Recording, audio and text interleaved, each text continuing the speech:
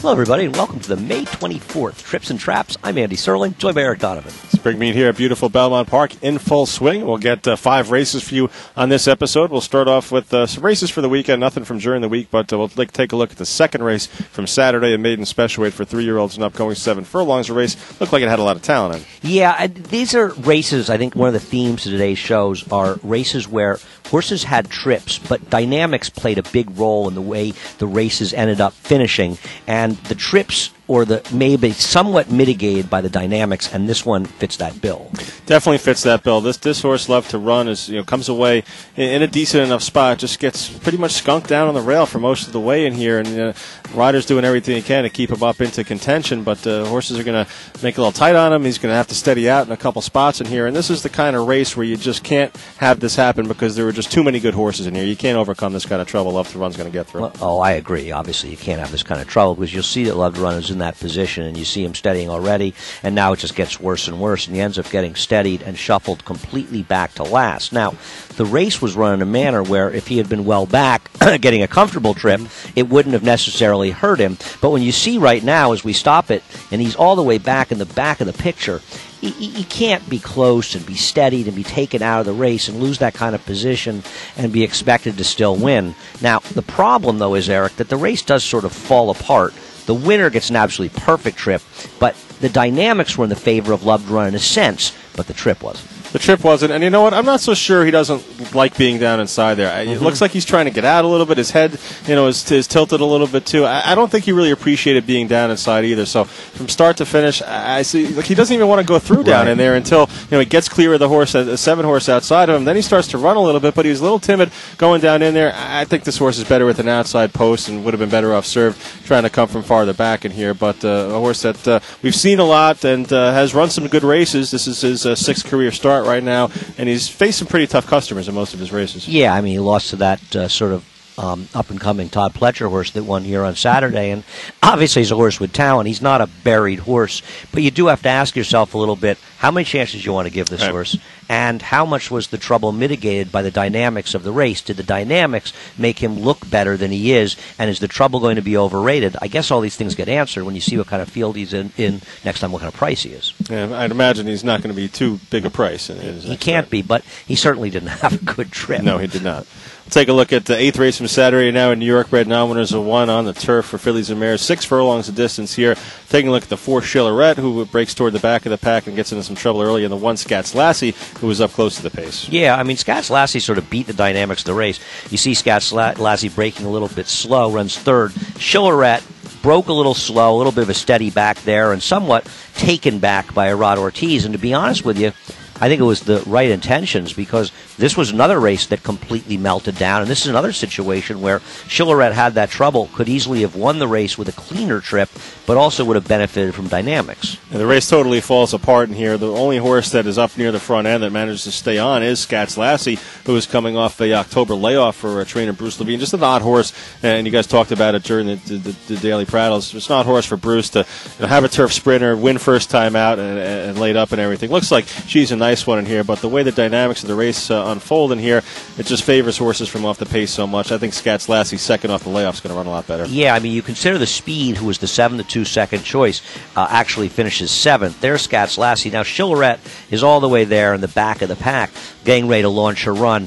As much as the race fell apart, and the rider did a good job saving ground, angling out, has a little bit of trouble, has to wait a while. First of all, it's very foolish the rider's hitting the horse right-handed, because you're trying to get the horse to ease its way out. And that's one of the things I've noticed with the rider. He does whip them right-hand coming the stretch when you want horse to come outside, and he needs, as he matures as a rider, and he's a young rider with a lot of promise, he'll get better. And you see Chillerette coming with that flying finish. Scats Lassie, though, did hold on very well considering her position early. Yeah, considering it was her first start since October, first start as a 3-year-old, I'd expect her to move forward off this race and find a race where the pace is a little less demanding maybe, and she could be real tough. And that's something you really have to look for in these turf sprints. We saw a horse win here on Friday, whose name escapes me, that had gotten involved for Bobby Barbera in a very fast pace in his prior start and had a less competitive pace the next time out and paid a big price. And dynamics plays a very big role in these turf sprints, and they can very much be one race that's laden with speed, and another race where there isn't that much speed. And be careful getting fooled by the fractions,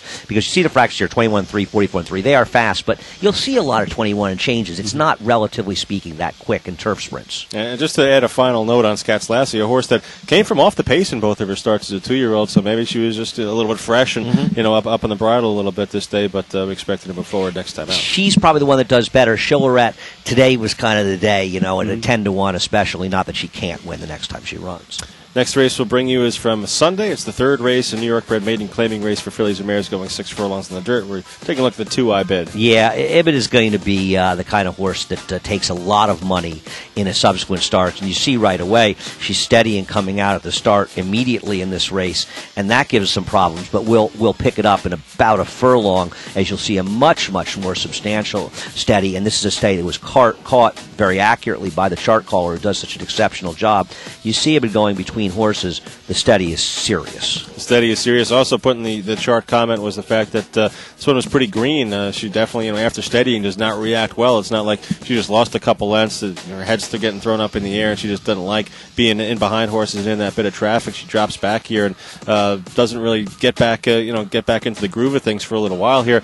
Kind of important to note that the winner of this race, a 56-1 long shot first-time starter, is last and not on the picture right now. I think it's very important to note that, Eric. I think you have to look at those kind of things. Ibid is going to be wildly overbet the next time it runs based on the trouble, and we're not denying Ibid should have won this race and won it comfortably.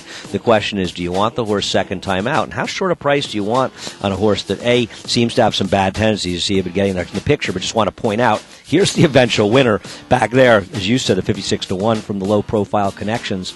I'm lugging in the stretch. I mean, do you really want to take 6-5 on this horse next time, Eric? No way. I don't want to take 6-5 at all on this horse. It's just one of those races where you have to think probably be a little bit better next time out from the experience. But she did debut here for 20,000 against New York Reds in a race that really wasn't a particularly strong field, even for New York bred 20,000s. I don't know. I think this horse is more of a trap than a trip. Yeah, it's a trip. But it's going to end up making the horse a trap. Ibid best in that race. We'll see if she's best next time. All right, 2 more races to bring you to the turf. We go for race number 5 on Sunday. It's a maiden claimer, 25,000 for fillies and mares going a mile and 16. Sissy Wells gets in a ton of trouble in the mid-stretch, top of the stretch. Yeah, this is one of these trouble horses that we kind of want to debate. And Eric and I have talked about this race already between us for about 10 minutes, and we have not differing views. We both have, sort of arguments with ourselves. Sissy Wells is an easy horse to see, and there's not a whole lot to point out until they hit the stretch. You can see in those sort of fuchsia silks. Sissy Wells is sitting this good trip behind a horse who's going this preposterous pace. I mean, 23-1 on the inner is like going 22. 23-1, 46-2. It reminds me like a 22-1, 45 and a piece pace when you consider how slow and a little run up on the inner. Sissy Wells in a good spot. The winner does enable the race to collapse as the 6th and 7th early horses run 1-2 at reasonably short prices. Sissy Wells, unlucky, no horse, or bad trip, bad decision making. We'll discuss it more when we see the trouble on the stretch. I always thought this was one of the tougher spots to be in races on the turf, where you have a runaway winner, you're the second horse. It's almost like no one's paying attention to the leader because they know they're going to come back, and everyone's kind of looking at you to see when you make the move here. So you got to try to time your move right to not move too early to go up and chase the runaway leader, and then the rest of the field, you don't want them to get right on top of you, which is kind of what happens here. Right, because like I cut the screen off, it's almost like this is the actual race being run. This horse doesn't even really matter, and I think that's a very interesting point. When do you make your move? How do you time it? Do you just sort of in here as Sissy Wells? Do you just sort of let the race come back to you? And here's the thing: Julien Leparoux is getting her to the outside. He's trying to get in position. He's going to get badly skunked, though. There's a horse on his flank. The horse in front doesn't cooperate. Not surprisingly, drifts out, and Sissy Wells just gets put into a complete stop. And you see Leparoux has to basically pull her up. The question is, how much run did she have? She's obviously compromised. What would she have won this race anyway?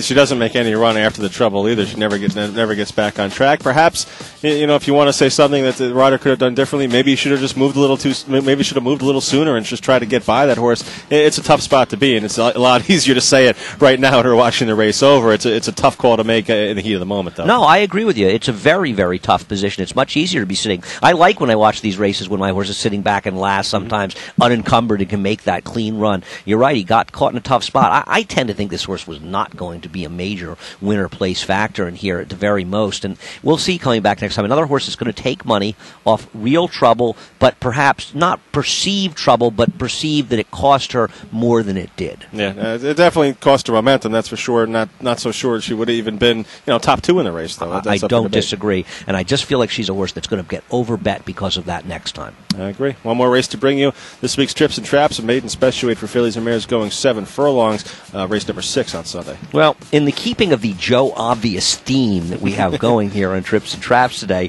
when they break, we'll show you a horse named Dance Card, a very heavily bet first-time starter for Darley, that should have gotten the money in this race, but is going to come back at an even shorter price next time, Eric. Will be a super short price, that's for sure. Dance Card, a $750,000 daughter of a Tappet, or a full attempt at a Tappet, I should say. And Dance Card is going to start to make a move to get in contention here, coming up pretty quickly. The stablemate's up there on the outside with the same silks, but there goes Dance Card, who's pretty identifiable as the gray. Coming up down inside is going to look to angle outside. Yeah, this is one of these things where you can just tell. Ramon Dominguez is a handful of horse on Dance Card, and he's thinking right now almost what we're talking about. What am I going to do with this horse? I'm moving too soon. I had trouble at the start. It's already, as soon as you have the trouble at the start, things aren't going well. And the other thing is the horse that she has to beat in here, I believe it's a filly, is the Chad Brown horse, who's between horses. So the eventual winner of this race, Book Review, gets an absolutely perfect trip and perfect ride from Javier Castellano. So not only does Dance Card have the early trouble, make this big, wide, not somewhat premature, but this big, wide move, but the winner gets this dream trip. The winner does get a dream trip. There's no doubt about that. Dance Card's had to do a lot of work to get to the point where she is at the race here, and the eventual winner's kind of stuck in behind horses there for a brief moment. But Dance Card here looks like she's going to go on with it and win, despite the early troubles. The problem is, as we see in horse racing, she gets a little late right now, and that winner, who's a good horse, has gotten this terrific trip, and now she gets a chance to expend her energy, and Dance Card's already expended her energy. I think in a fairly run race, it's going to be much, much closer between these two horses and possibly change the order of finish. But the winner just had so much go her own way, and Dance Card really nothing her own way. The Dance Card will likely be a short price, considering the connections next time out and the trip in this race. I think the question is, how good is she really? Can she break her maiden? Can she get a non-winners of one? And can she be ready? Is she good enough to run in a race like the Taz? And we're getting way ahead of ourselves because there's some good filly spinners around. But she's a horse to keep an eye on. She may be A-OK. Anyway, we always can use your help. Trips and Traps at NYRAInc.com. Thanks for watching.